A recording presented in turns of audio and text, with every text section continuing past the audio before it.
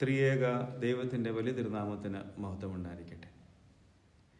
വിശുദ്ധ ശ്ലീഹാ നോമ്പിൻ്റെ ഈ 12-ാം ദിവസത്തിൽ നാം ധ്യാനിക്കുന്നത് ആത്മീയ സ്ഥിരതയുടെ മഹത്വത്തെക്കുറിച്ചാണ്.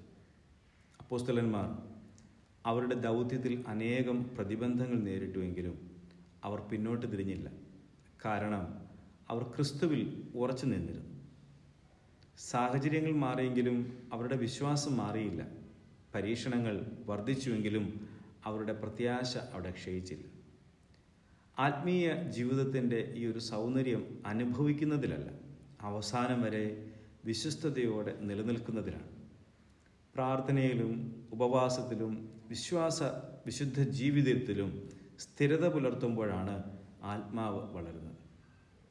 ഈ നോമ്പ് ദിവസം നമുക്ക് നമ്മളോട് തന്നെ ഒന്ന് ചോദിക്കാം, ദൈവത്തോടുള്ള നമ്മളുടെ ബന്ധം സാഹചര്യങ്ങളെ ആശ്രയിച്ചാണോ അതോ വിശ്വാസത്തിൽ ഉറച്ചതാണോ? ആരംഭിച്ച നന്മയിൽ നാം സ്ഥിരത പുലർത്തുന്നുണ്ടോ?